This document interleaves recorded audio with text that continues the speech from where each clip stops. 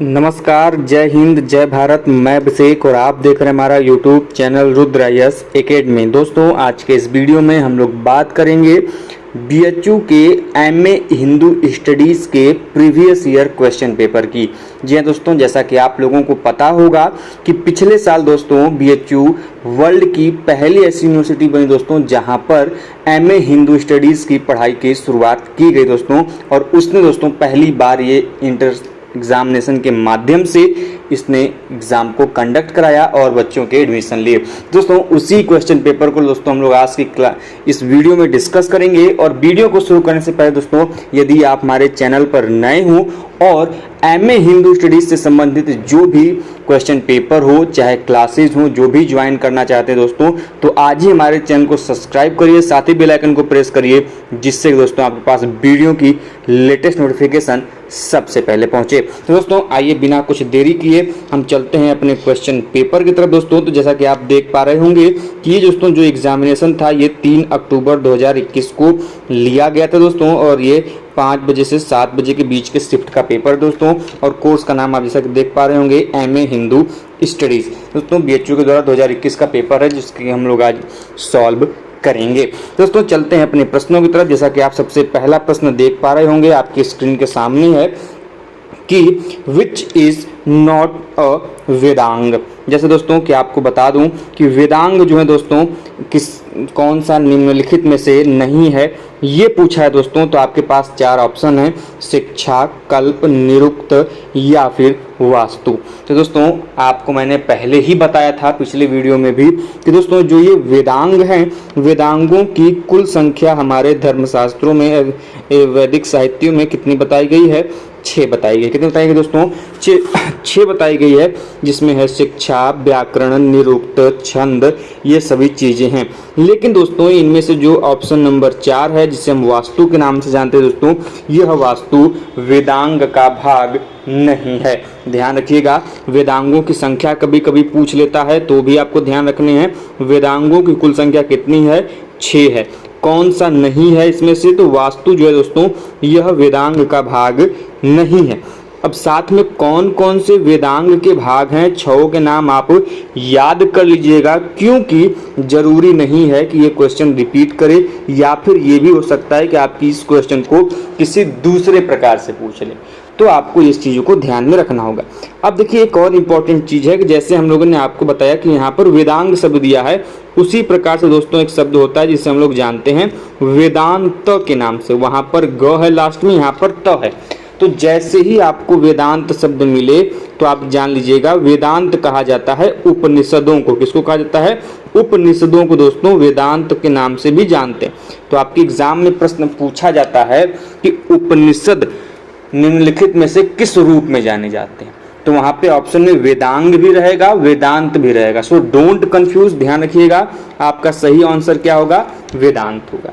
आगे बढ़ते हैं दोस्तों, अगला क्वेश्चन है हमारे और आपके सामने कि वैदिक काल के दशराज युद्ध में कितने राजाओं ने भाग लिया था। तो दोस्तों वैदिक काल में जो दशराज युद्ध है, सबसे पहले तो ये जान लीजिए दशराज युद्ध के वर्णन हमको ऋग्वेद में दिखाई देता है। कहाँ दिखाई देता है? ऋग्वेद में। अब इम्पोर्टेंट चीज है कि जरूरी नहीं कि ऋग्वेद ही ऑप्शन में दे सकता है, कभी कभी मंडल की भी चर्चा कर देता है। तो 10 जो आपका जो दशराज युद्ध है, या आपके 7वें मंडल में इसकी चर्चा मिलती है। किस मंडल में? 7वें मंडल में। ध्यान रखिएगा, किस मंडल में चर्चा मिलती है इसकी? 7वें मंडल में दोस्तों हमको दशराज युद्ध की चर्चा मिलती है, जिसमें ये वर्णन मिलता है कि भरत वंश के शासक थे, जो कि राजा थे, जिनका नाम था सुदास। क्या नाम था? सुदास। भरत वंश के राजा सुदास थे। इन्होंने अपने पुरोहित, जिनका नाम था विश्वामित्र, इनको अपने पुरोहित के पद से हटा दिया और उनको अपमानित किया।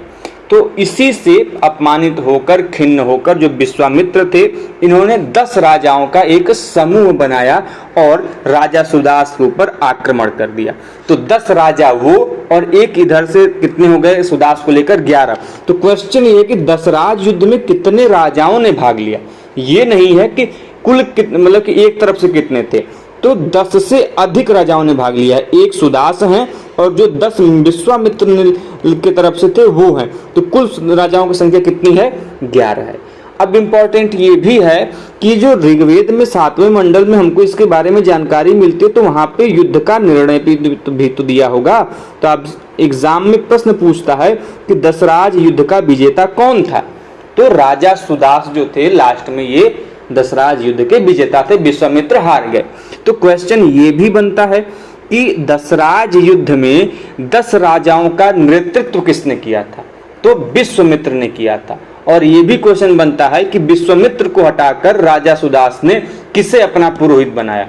तो जब विश्वामित्र को अपने पद से हटाया राजा सुदास ने पुरोहित के पद से, तो उनके स्थान पे जो मुनि वशिष्ठ थे, कौन थे, वशिष्ठ मुनि थे, इनको उन्होंने क्या किया, अपना पुरोहित बनाया। तो यह कुछ इंपॉर्टेंट फैक्ट हैं जो कि आपको ध्यान में रखने होंगे। अगला क्वेश्चन आपके सामने कि वह कौन सा वेद है जो सबसे बाद का है, द लेटेस्ट वेद कौन सा है। देखिए तो ये क्वेश्चन कई प्रकार से पूछा जाता है, सबसे बाद का वेद कौन सा है या फिर सबसे नया वेद कौन सा है। तो ये भी क्वेश्चन कैसे भी पूछे, आपको कॉन्सेप्ट क्लियर होना चाहिए। तो पहले चीजें को समझिए, जैसे ही वेद की बात करें, वेद के आपको चारों नाम याद होने चाहिए। वेदों की संख्या कुल कितनी है, 4 है भाई। 4 में से सबसे पहला वेद, सबसे पुराना वेद जो है, जो सबसे पहले आया वो है आपका ऋग्वेद, और उसके बाद सामवेद, उसके बाद यजुर्वेद, और सबसे लास्ट में आता है आपका अथर्ववेद। तो यहाँ पर पूछ क्या रहा है, सबसे बाद में, मतलब सबसे लास्ट में, सबसे नया रूप में कौन जोड़ा गया, अथर्ववेद जोड़ा गया। इसीलिए इसका सही उत्तर क्या हो जाएगा, ऑप्शन नंबर 1 अर्थात अथर्ववेद। अब देखिए वेदों से भी 2 चीजें पूछी जाती हैं। पहला कि जो वेद हैं, वेदों के रचनाकार कौन है, क्या है, कंफ्यूजन कहाँ पे होता है, एक होता है आपके रचनाकार में, दूसरा होता है आपके किसमें, वो होता है आपके संकलनकर्ता के नाम, संकलनकर्ता। अब देखिए हमने आपको बताया कि वेदों के रचनाकार कौन है, इसका आंसर अलग होगा, संकलनकर्ता कौन है, इसका आंसर अलग होगा। तो क्वेश्चन में पूछ कर रहा है, इस चीज को ध्यान से सुनिएगा। यदि क्वेश्चन में पूछेगा कि वेदों के रचनाकार कौन है, तो ध्यान रखिएगा वेदों की रचना किसी पुरुष के द्वारा नहीं की गई, अर्थात वेदों की रचना अपौरुषेय है। क्या है, अपौरुषेय है, अर्थात किसी पुरुष ने नहीं किया रचना। पुरुष ने नहीं किया मतलब फिर किसने किया होगा, सिंपल सी बात है, यह ईश्वर के द्वारा रचित चीज है। लेकिन हम आप क्या करते हैं कि जैसे ही रचनाकार नाम सुनेंगे वेद व्यास टिक करके चले आएंगे, क्योंकि हमको तो यही पढ़ाया गया शुरू से कि वेदों को लिखा है वेद व्यास ने।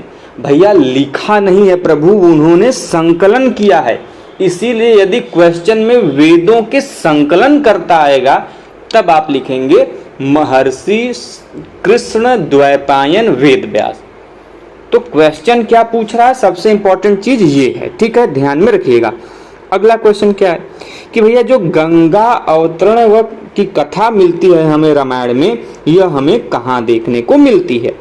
तो गंगा अवतरण की इस कथा जो रामायण में मिलती है, यह किस कांड में है, तो यह हमें देखने को मिलती है बाल कांड में। कहाँ पर मिलती है देखने को, बाल कांड में।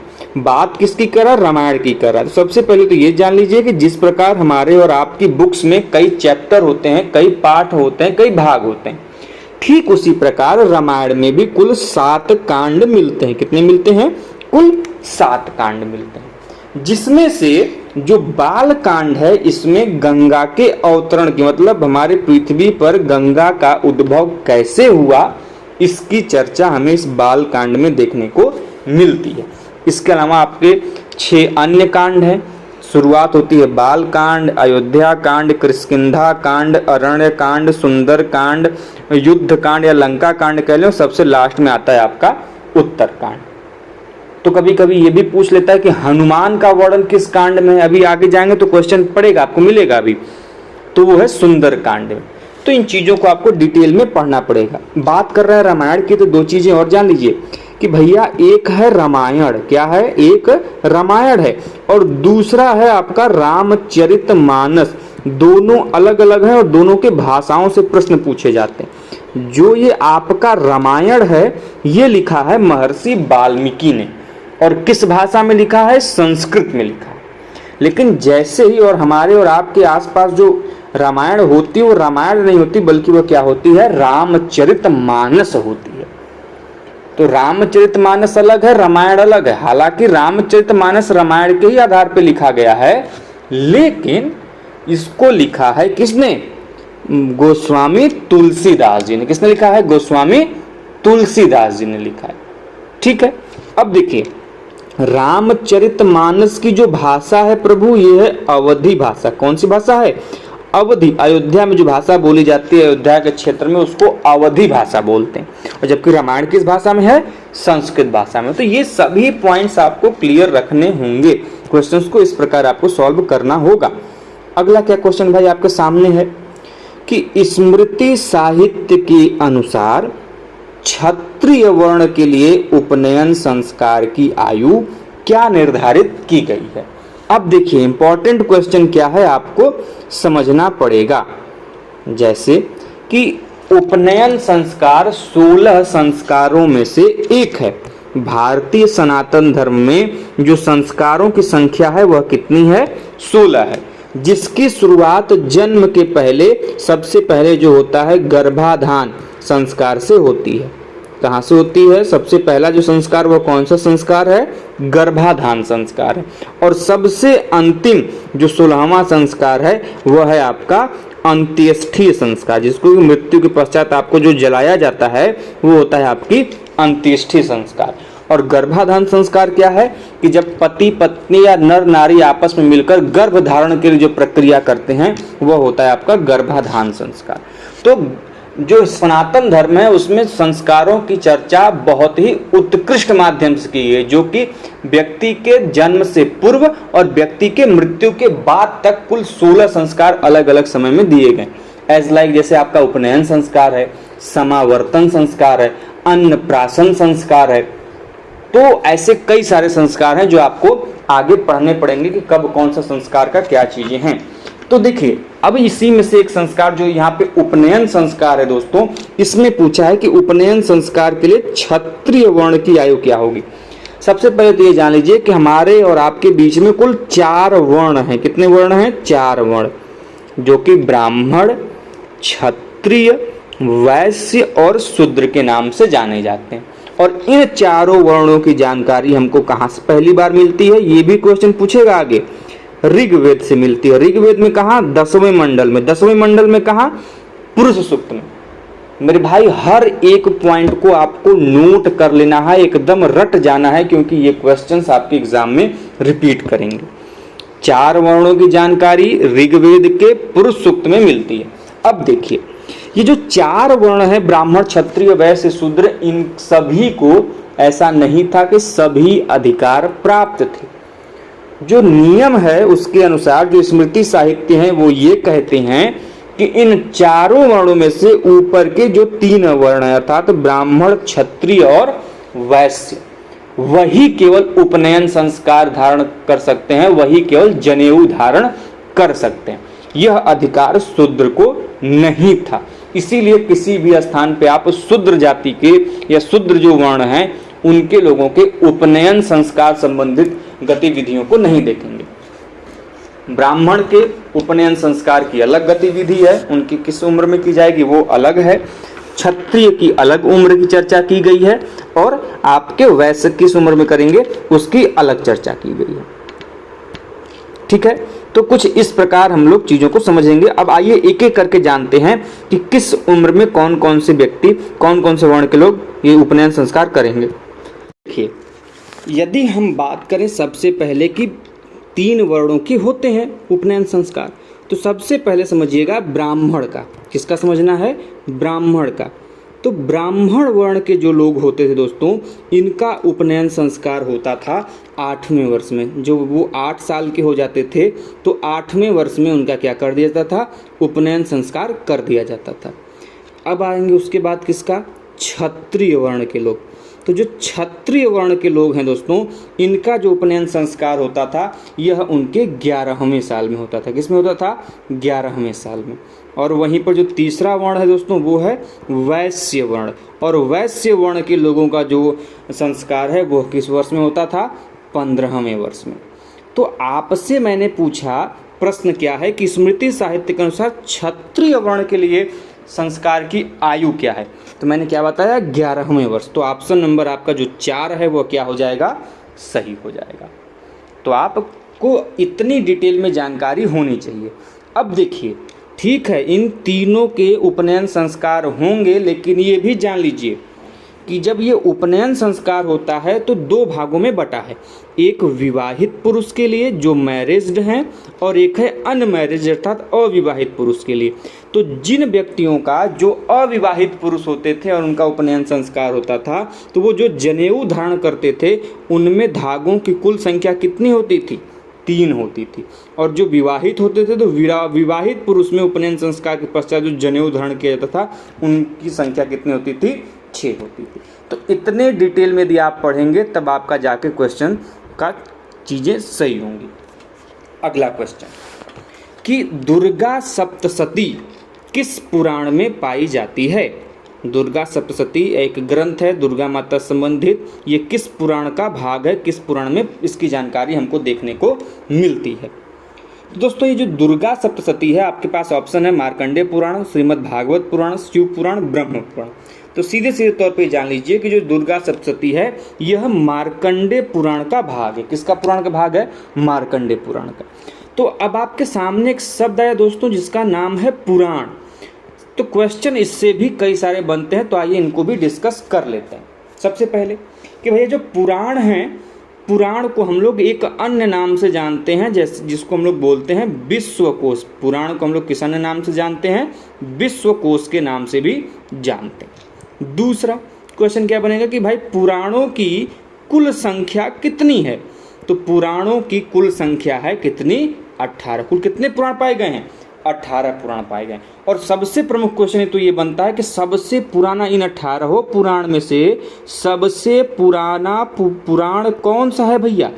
तो वह है आपका मत्स्य पुराण। कौन सा पुराण है? मत्स्य पुराण सबसे पुराना पुराण माना जाता है।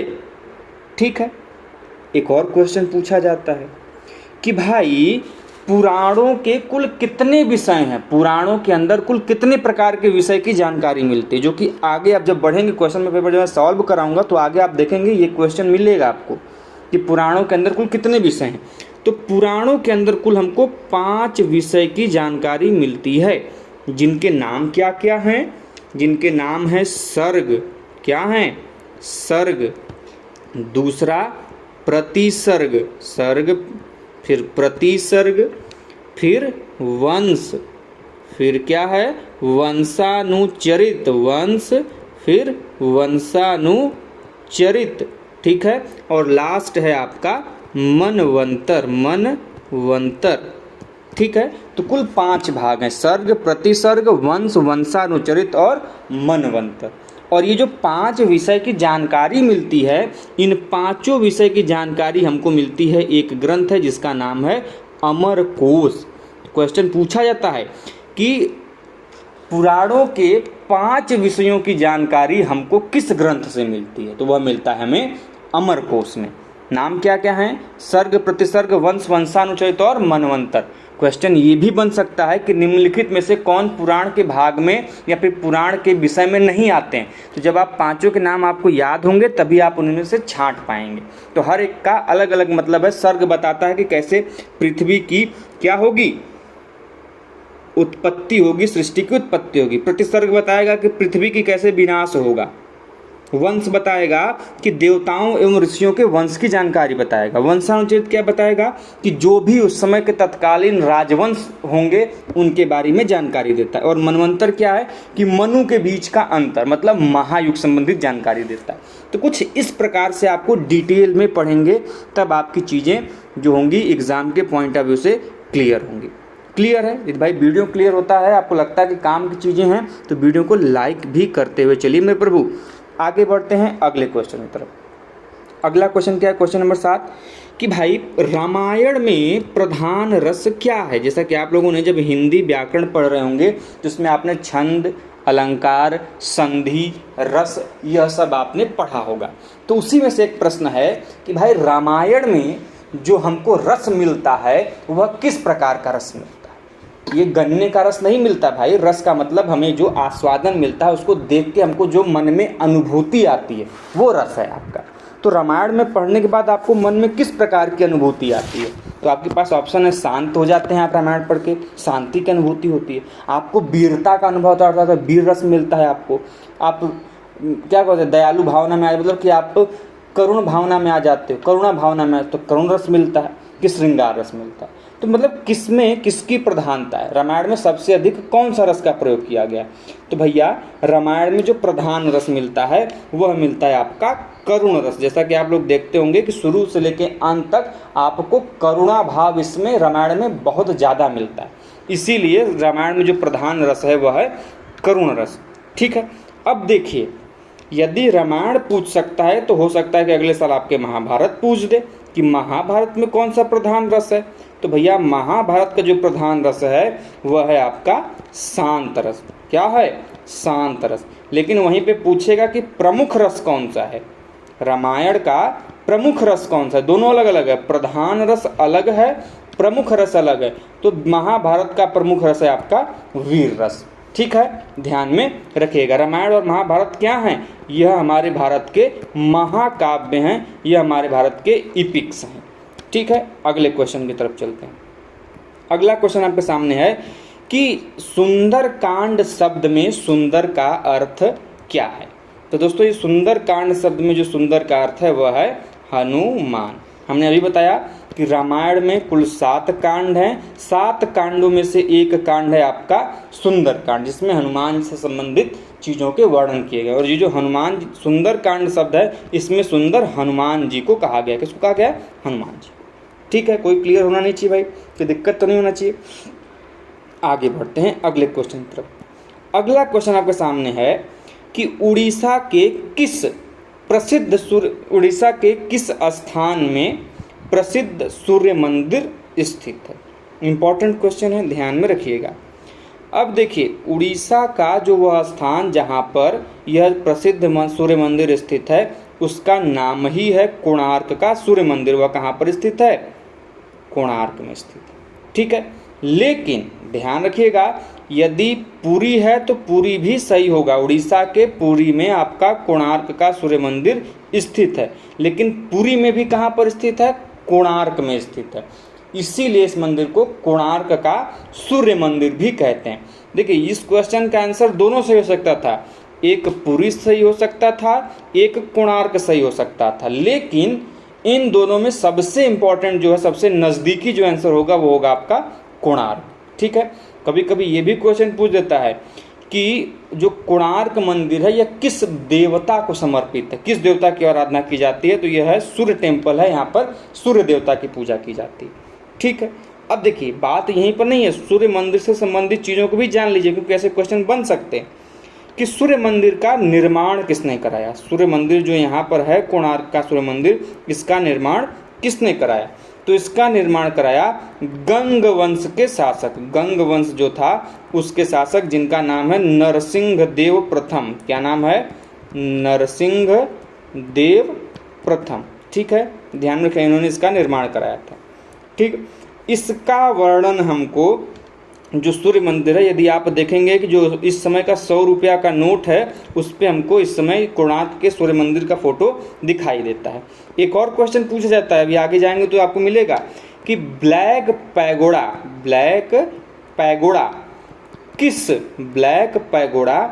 किस मंदिर को कहते हैं? निम्नलिखित में से कौन सा मंदिर ब्लैक पैगोडा के नाम से जाना जाता है, या फिर कोणार्क के मंदिर को किस अन्य नाम से जानते हैं? तो ध्यान रखिएगा कोणार्क का सूर्य मंदिर ब्लैक पैगोडा के नाम से भी जाना जाता है। ठीक है, और ये जो मंदिर बना है सूर्य मंदिर, ये कलिंग स्थापत्य में इसकी रचना की गई है। कलिंग स्थापत्य में मतलब मंदिरों के बनाने का अलग अलग क्या है? प्रकार है, स्थापत्य की उनकी अलग अलग विधि हैं। जैसे नागर विधि है, द्रविड़ विधि है, बेसर विधि है, उसी प्रकार कलिंगा आर्किटेक्चर जो है, कलिंग स्थापत्य का प्रकार है, उसी प्रकार में दोस्तों ये क्या किया गया है, कलिंग के क्षेत्र में जो मंदिर बनाए गए हैं उनका निर्माण कलिंग स्थापत्य के माध्यम से किया गया। तो ठीक है, इतना ध्यान में रखिएगा। अगला क्वेश्चन क्या है भाई? अगला क्वेश्चन आपके सामने है क्या कि निम्नलिखित में से किस जैन ग्रंथ से सम्राट चंद्रगुप्त मौर्य के विषय में जानकारी मिलती है? वह कौन सा ग्रंथ है? तो भैया वह ग्रंथ है आपका भद्रबाहु चरित। क्या मिलती है? भद्रबाहु चरित से यह जानकारी मिलती है कि जो सम्राट चंद्रगुप्त मौर्य थे यह क्या थे? जैन धर्मावलंबी थे। ध्यान रखिएगा, क्वेश्चन आपसे पूछ सकता है कि वह कौन से मौर्य शासक थे जो कि जैन धर्मावलंबी थे, तो वह थे आपके सम्राट चंद्रगुप्त मौर्य। दूसरा क्वेश्चन ये पूछता है कि सम्राट चंद्रगुप्त मौर्य ने किसके प्रभाव में आकर जैन धर्म की दीक्षा ली, जैन धर्म को अपनाया? तो उनके गुरु कौन थे? भद्रबाहु थे। कौन थे? मुनि भद्रबाहु, और उन्हीं की रचना है भद्रबाहु चरित। उसी में हमको जैन धर्म के जो समुद्रगुप्त थे वो क्या थे? जैन धर्म को मानते थे। तो क्वेश्चन ये भी पूछता है कि चंद्रगुप्त के गुरु कौन थे? तो वह थे भद्रबाहु। किसके प्रभाव में आकर उन्होंने जैन धर्म ग्रहण किया? वह था भद्रबाहु के संपर्क में आकर। ठीक है, ध्यान में रखिएगा। अब देखिए, ये जो भद्रबाहु के संपर्क में आकर चंद्रगुप्त में जैन धर्म किया, तो इसी कारण उन्होंने अपने अंतिम समय में, किसने? चंद्रगुप्त में अंतिम समय में कर्नाटक में एक पहाड़ी है जिसका नाम है श्रवणबेलगोला। क्या नाम है? श्रवणबेलगोला पहाड़ी पर इन्होंने अंतिम समय में चंद्रगुप्त मौर्य ने वहां पर जाकर कायाकल्प विधि से, कायाकल्प मतलब बिना कुछ खाए पिए, कायाकल्प विधि से अपना प्राण त्याग दिया। तो क्वेश्चन पूछा जाता है कि चंद्रगुप्त मौर्य ने किस विधि से अपने प्राण त्यागे थे? तो वह था कायाकल्प विधि में। कहाँ पर त्यागे थे? तो कर्नाटक के श्रवणबेलगोला में त्यागे थे। ठीक है, ध्यान में रखिएगा। भद्रबाहु इसलिए भी फेमस हैं कि जब आप देखोगे कि जैन धर्म 2 भागों में आगे जाकर बटा है। जैन धर्म कितने भागों में आगे जाके बटा है भाई? 2 भागों में। एक आपका बटा है श्वेतांबर संप्रदाय में और दूसरा आपका बटा है दिगंबर संप्रदाय में।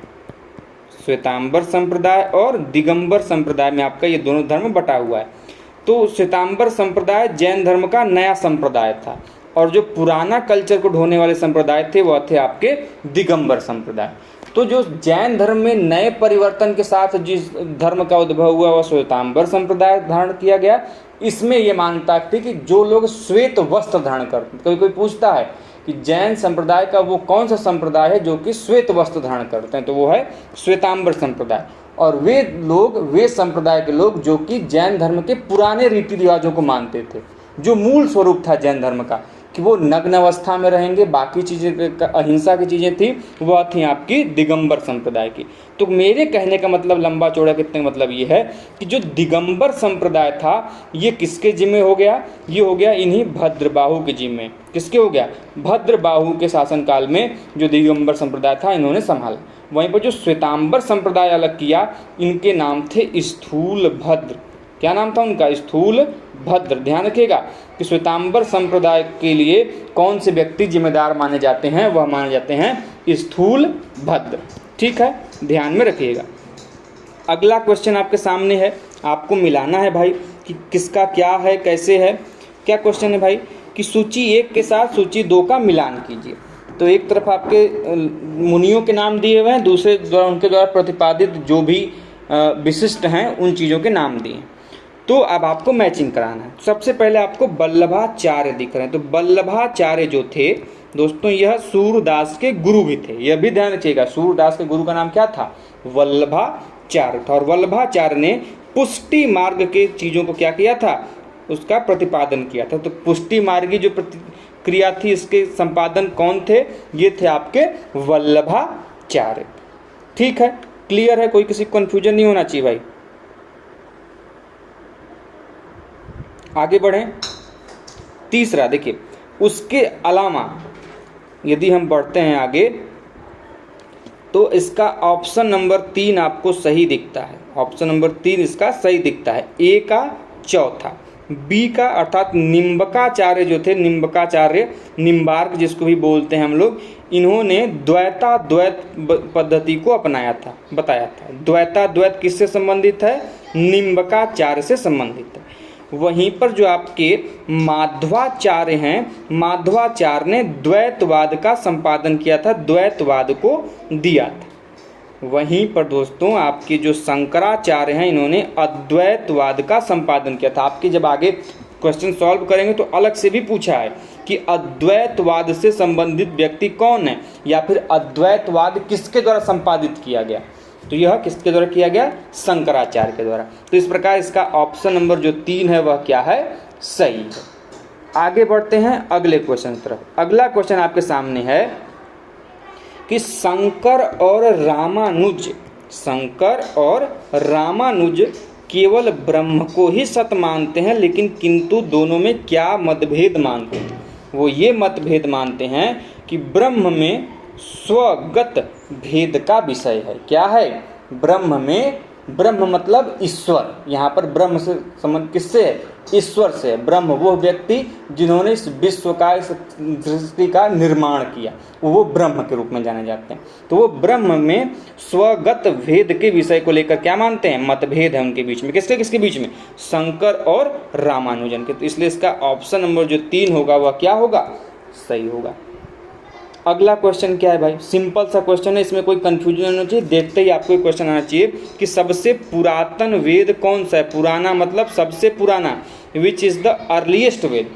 चाहे अर्लीस्ट पूछे चाहे ओल्डेस्ट पूछे, दोनों का मतलब ये है, ठीक है। लेटेस्ट पूछे चाहे सबसे बाद में पूछे, तो इस चीज़ को आपको ध्यान रखना कहना क्या चाहता है। तो यहाँ पर सबसे पुराना वेद पूछा, तो हमने वेदों को बताते समय तुरंत ही बताया था कि जो वेद है सब उनकी संख्या 4, और इन चारों में सबसे पुराना वेद है आपका ऋग्वेद। कौन सा वेद है? ऋग्वेद सबसे पुराना वेद है, ठीक है, ध्यान में रखिएगा। अब देखिए, हर एक वेद के बारे में अलग अलग जानकारी दी गई है, जैसे कि आप मोटे मोटे तौर पे जान लीजिए। जो ऋग्वेद है, इस ऋग्वेद में दोस्तों हमको वैदिक देवताओं की स्तुति मिलती है, वैदिक देवताओं की प्रार्थना मिलती है। तो क्वेश्चन यदि पूछे कि वैदिक देवताओं के प्रार्थना संबंधी प्रावधान किस वेद में मिलते हैं, तो यह मिलता है ऋग्वेद में। वहीं पर यदि पूछे कि यज्ञ संबंधी प्रावधान, यज्ञ के विधि विधान एवं यज्ञ विधियों के निर्माण संबंधी प्रावधान हमको कहाँ पे मिलते हैं? तो यह यजुर्वेद में मिलते हैं।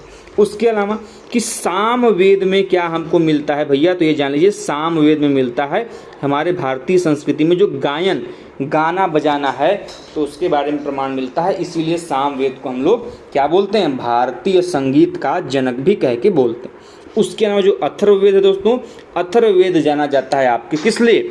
वह जाना जाता है आपके तंत्र मंत्र, जादू टोना, वशीकरण इत्यादि के लिए। तो जो जादू टोना, तंत्र मंत्र से संबंधित वह कौन सा है? वह है आपका अथर्ववेद। एक और क्वेश्चन पूछता है, वो क्या पूछता है कि वह कौन सा वेद है जो कि पद्य में लिखा गया है? किस में लिखा गया है? पद्य में। पद्य मतलब पोएट्री फॉर्म में। तो वह लिखा गया आपका सामवेद। कविता के रूप में कौन सा वेद लिखा गया है? सामवेद लिखा गया। और दूसरा क्वेश्चन पूछता है कि वह कौन सा वेद है जो कि गद्य व पद्य दोनों में लिखा गया है? तो भैया वो वेद है यजुर्वेद। यजुर्वेद आदि आप पढ़ेंगे यजुर्वेद को तो पता चलेगा कि यजुर्वेद कविता के रूप में भी लिखा गया है, कहानी के भी रूप में लिखा गया है। तो इस दोनों प्रश्नों को भी आप लोग ध्यान में रखिएगा। जब हम अलग से क्लास लेंगे एमए हिंदू स्टडीज़ की, तब उसमें आपको बताएंगे हर एक बारे में डिटेल जानकारी कि वेदों के भी अपने अपने उपवेद हैं, हर एक वेद का अपना ब्राह्मण ग्रंथ है, हर वेद के अपने अपने पुरोहित हैं जो उनका पाठ करते थे।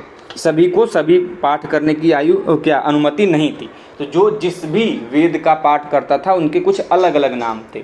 जैसे ऋग्वेद का होत्री था, फिर उद्गातम है, आपका अर्धवयु है, तो कई सारे अलग अलग नाम इससे आपको मिलेंगे। अगला क्वेश्चन है कि मायावाद का प्रतिपादन किसने किया था? तो ये जो मायावाद का प्रतिपादन किया था, यह किया था शंकराचार्य ने, जिन्होंने एक और भी बताया है, इन्होंने अद्वैत का भी प्रतिपादन किया है। अद्वैतवाद का भी प्रतिपादन शंकराचार्य ने किया है। और यहाँ पर आप देख रहे हैं कि मायावाद का भी प्रतिपादन शंकराचार्य ने ही किया है। अगला और आज के इस वीडियो का लास्ट का क्वेश्चन, क्योंकि भाई हम लोग देखो डिटेल में पढ़ा रहे हैं, बता रहे हैं, तो टाइम तो थोड़ा टेकिंग होगा ही होगा। हम दूसरों की तरह नहीं कि छोटे मोटे चीज़ें बहुत आसानी से आपको क्वेश्चन पढ़ा, आंसर बताया और मैं निकल गया, नहीं, ऐसे नहीं। पढ़ना है तो डिटेल में पढ़िए और हर एक कॉन्सेप्ट को क्लियर रखिए। अगला क्वेश्चन क्या है भाई कि निम्नलिखित में से कौन सा शैव संप्रदाय है? मतलब भगवान शिव के जिस प्रार्थना करते थे, पूजा पाठ करते थे, उनको शैव संप्रदाय बोलते हैं। तो इसमें से जो पाशुपत संप्रदाय है ये क्या है? शैव संप्रदाय है। एक और क्वेश्चन पूछता है कि पाशुपत संप्रदाय का क्या कहते हैं, कह लें कि इसको प्रमुख व्यक्ति कौन रूप में जाने जाते हैं जिन्होंने इसकी स्थापना की? तो वह माने जाते हैं लकुलिस। कौन माने जाते हैं? लकुलिस। आपके एग्जाम में पूछता है कि लकुलिस का संबंध निम्नलिखित में से किसमें है? मिलान में भी आता है मैचिंग करने के लिए। तो पाशुपत संप्रदाय का स्थापना किसने किया था? लकुलिस ने किया था। पाशुपत संप्रदाय किससे संबंधित है? शैव संप्रदाय से संबंधित है। दोस्तों कुछ इस प्रकार से हम लोगों ने आज के 15 जो आगे के प्रश्न थे उनको चर्चा में लिया। दोस्तों आगे जो हम लोग वीडियो लाएंगे पार्ट 2, उसमें हम लोग आगे के प्रश्नों की चर्चा करेंगे। उम्मीद करते हैं दोस्तों आपको वीडियो समझ में आई होगी, वीडियो आपके काम की लगी होगी। यदि वीडियो काम की दोस्तों तो हमारे चैनल को आज ही सब्सक्राइब करिए, अपने दोस्तों के साथ दोस्तों शेयर जरूर करिएगा। मिलते हैं नेक्स्ट वीडियो में ऐसे अपडेट और इन्फॉर्मेशन के साथ। तब तक के लिए जय हिंद, जय भारत, हर हर महादेव।